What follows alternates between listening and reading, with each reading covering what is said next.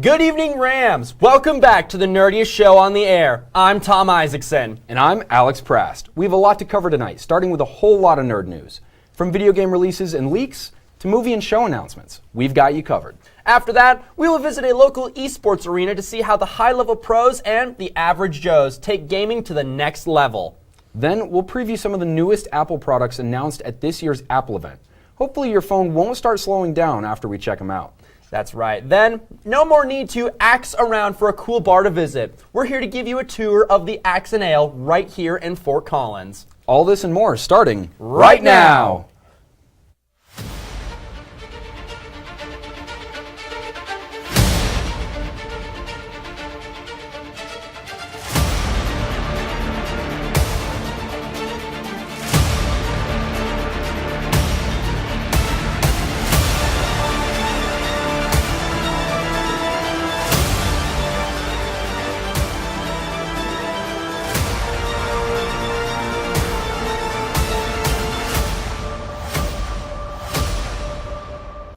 There appears to be more than just grand theft of automobiles going on.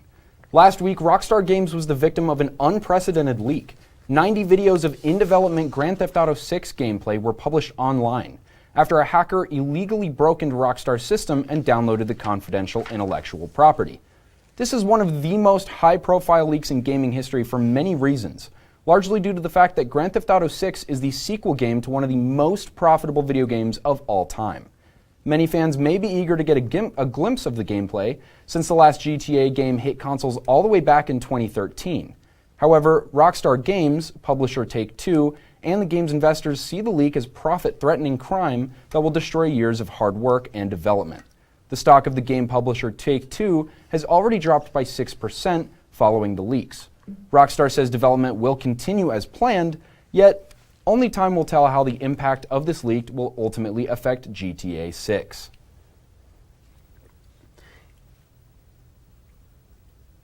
You're ad-libbing. Gamers will be oh so happy to hear that NVIDIA, a popular graphics card manufacturer, has recently announced their latest series of graphics cards, the RTX 40 series, despite nobody being able to buy the 30 series. To bring the non-PC gamers up to speed, back in late 2020, NVIDIA announced its 30 series graphics cards, which were insanely powerful and fast, but unfortunately, due to the chip shortage and other factors like crypto mining, gamers have only very recently been able to get their hands on some. Now, NVIDIA has come up with a brand new line of cards that are somehow even more powerful than the 30 series. It's boasting twice the performance and speed of the 30 series graphics cards and are actually more power efficient too, meaning you don't need to load your computer with a crazy power supply. The 40 series cards will be available in just a few weeks on October 12th, but I suspect you will likely not be able to get your hands on one right away, as demand and of course a still present chip shortage might cause some challenges. However, I look forward to seeing what these bad boys can really do. Disney's annual Fan Expo D23 returned this year with a massive slate of new panels, announcements, previews, and trailers. The event ran from September 9th to the 11th, and we're here to let you know about the biggest news from the event.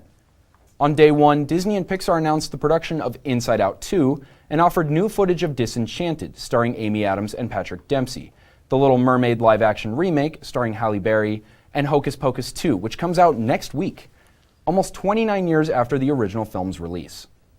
Day 2 brought even more news. Marvel showed new but unreleased footage of Wakanda Forever and Ant-Man and the Wasp: Quantumania. Hopefully the public will get to see those very soon.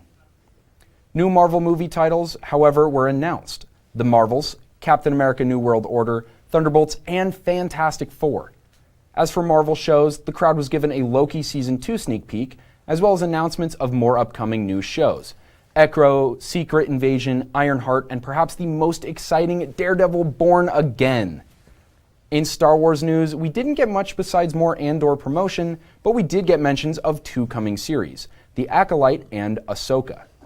Lastly, Harrison Ford made an appearance to promote the 5th Untitled Indiana Jones movie, which will be Ford's final run as the titular adventurer. It's been 14 years since we last adventured with Indy, and we know Harrison Ford will do the last installment justice. Disney Plus's Andor hit our screens last week with 3 episodes, and both critical and audience reception is through the roof. Andor is the first Star Wars Disney Plus series to completely forego the volume, which is an electronic LED video background that surrounds a stage to create backgrounds in a place of green screens and sets.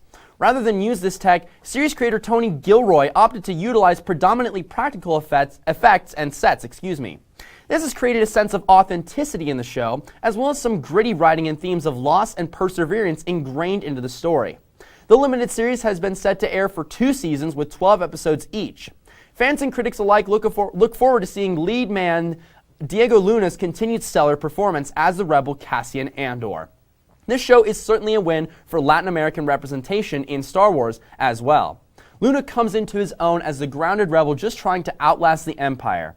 Episode 4 comes out tonight, and I can't wait to see where we go next. The story will likely be focusing on the Empire and/or the Rebel Alliance, but we'll just have to wait and see later tonight.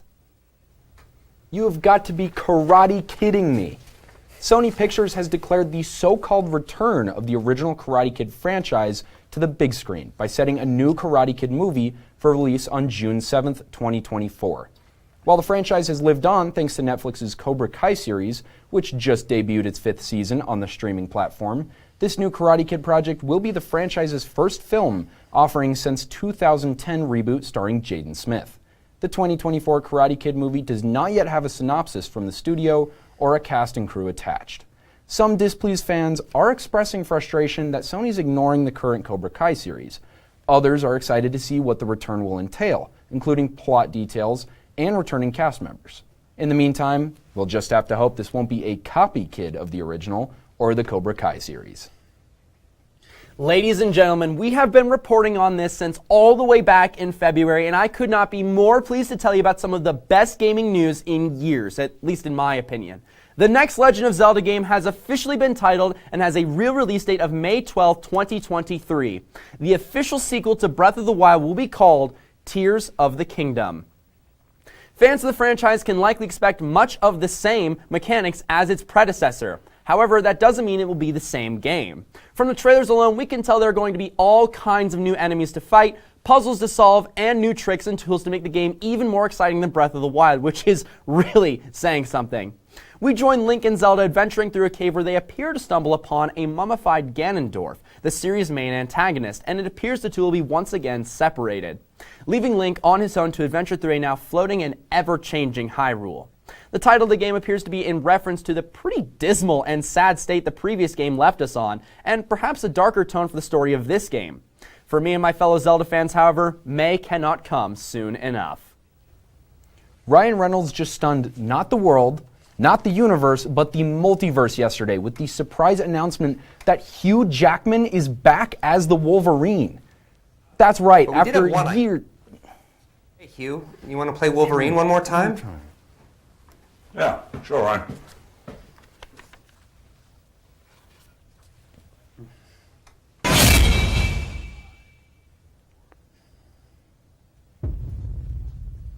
That's right, after years of teasing that he and Hugh Jackman would team up someday, we'll now witness the once and future Logan actor in Disney's Deadpool 3. We may have to wait a while to witness this crossover, as the film's release date was revealed as well. It will hit our screens on September 6th, 2024. Personally, I can't wait to witness the banter between these two, and hopefully an epic fight as well. All right, geeks, that's all the nerd news we have for you today. Let's take a quick break, then we'll jump into Fort Collins' resident esports arena, Contender Esports. Stay tuned.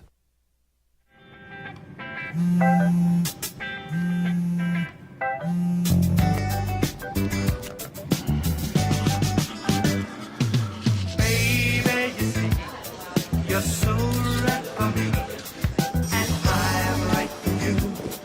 I love the things you do, like sweet tasting wine. Your lips are so divine. Your loving turns me on. My lonely days are gone.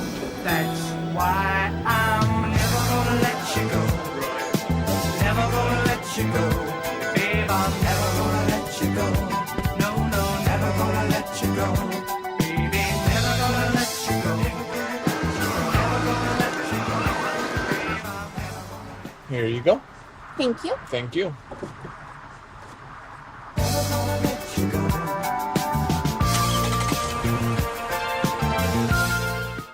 Welcome back from the break.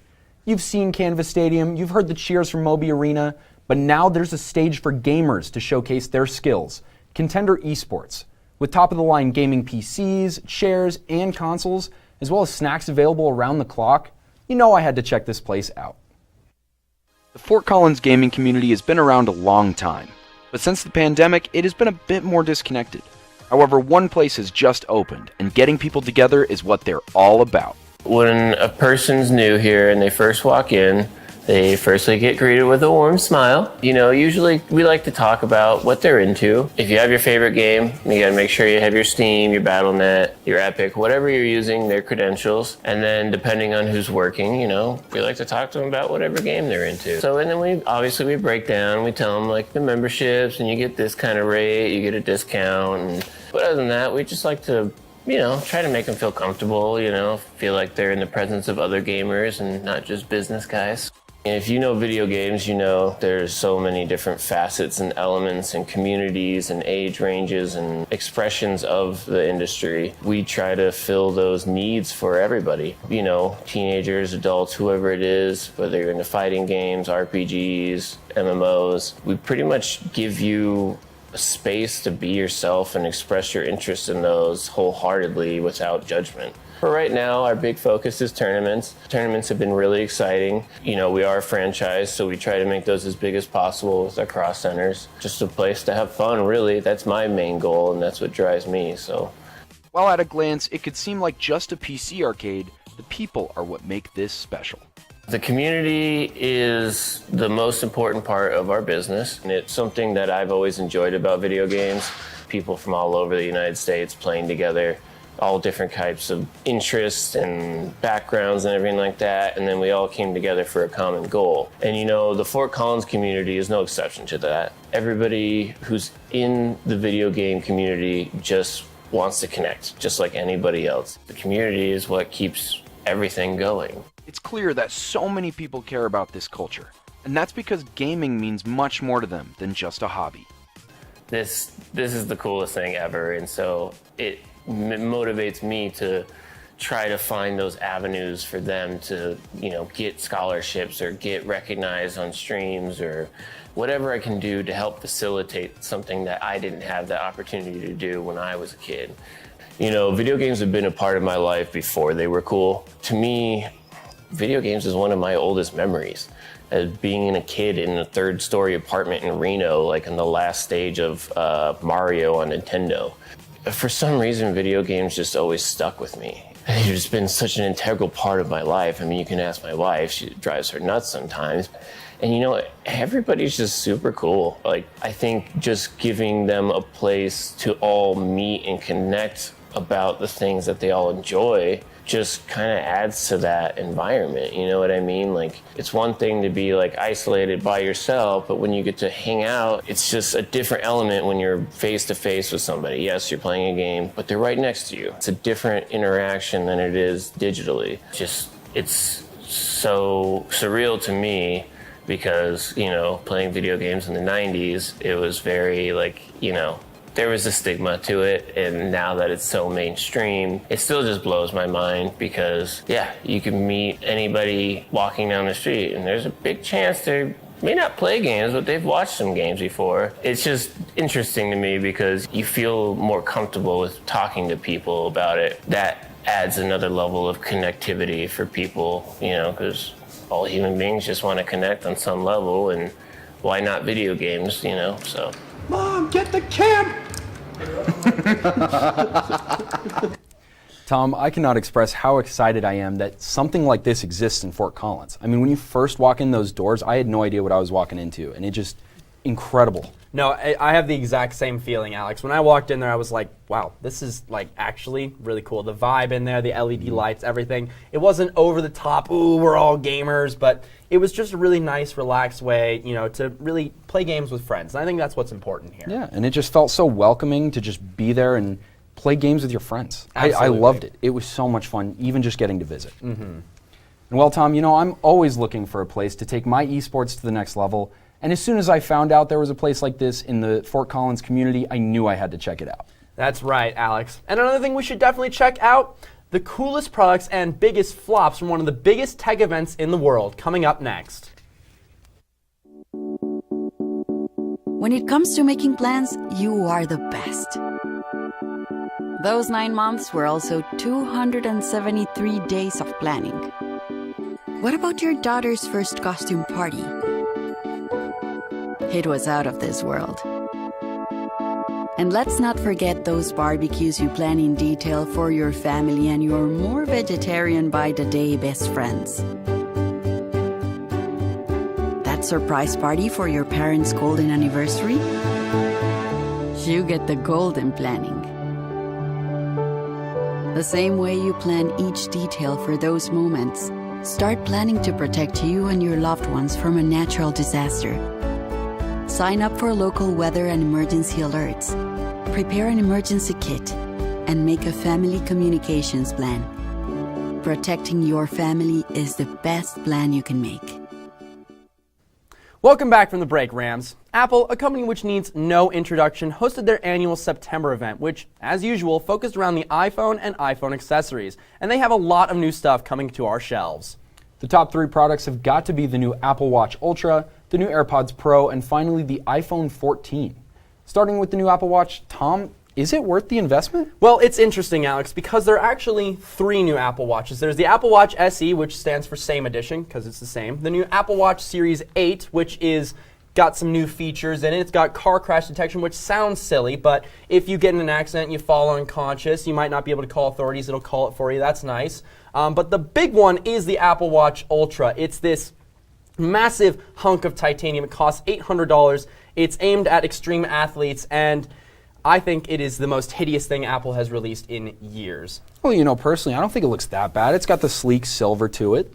Well, that's another point, is it only comes in one color. It only comes in that titanium. And I want to put this in terms for you here. Imagine you are an extreme athlete. You're climbing a 14er with these awesome GPS features you've got on your Apple Watch. What are you going to do when you're up on top of a mountain and your Apple Watch runs out of batteries?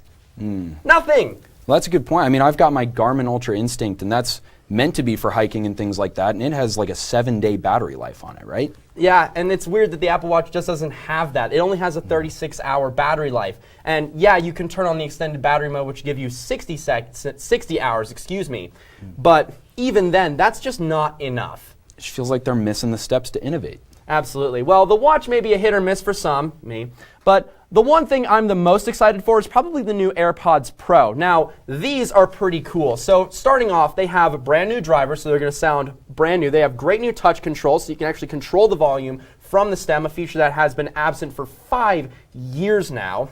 They've got Find My features in the case, so if you lose it, better battery life. Honestly, I cannot wait to check these out because I'm a huge fan of the AirPods. Now, Tom, you of all people should know, I do not like Apple.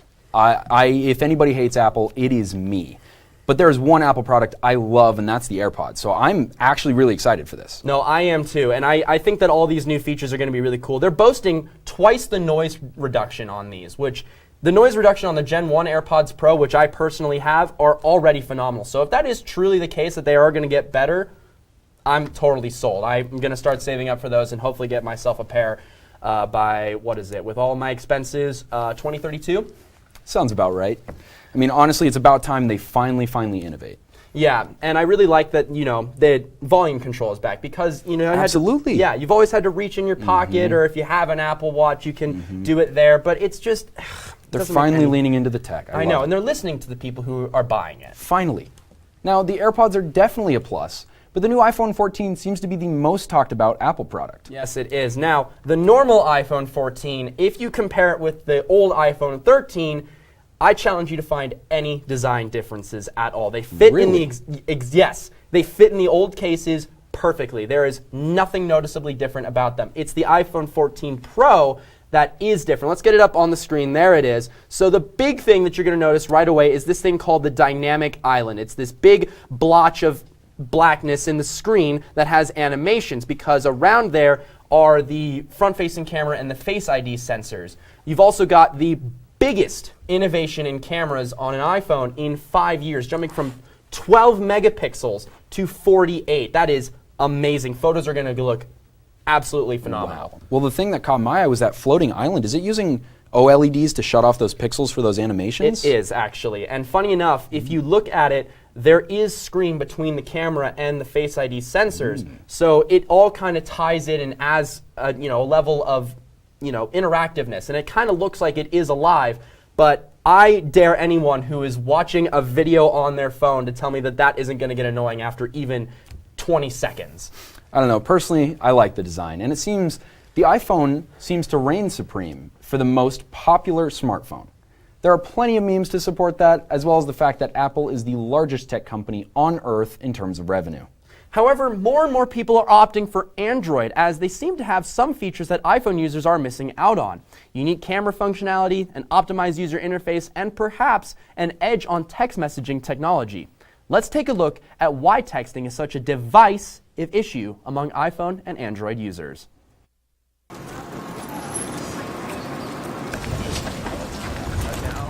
Statistically speaking, you, watching this right now, own an iPhone. That's not just some small inference. Apple has owned the dominant market share in cell phones for well over a decade after all. But whether or not you actually own an iPhone, you more than likely have heard about the text bubble color debate.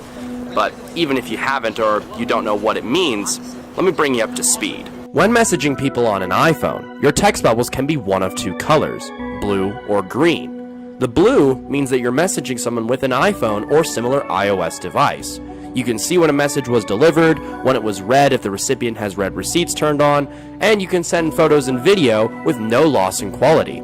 But if the text bubbles are as green as the grass around me, that means you're talking to someone with an Android or otherwise not an iPhone. You can't tell when messages were delivered or read, and there's no chance you can send pictures and video. It'll just turn into a blocky, pixelated mess.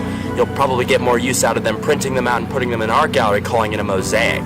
But all of this begs the questions. Why is it like this, and does it have to be like this?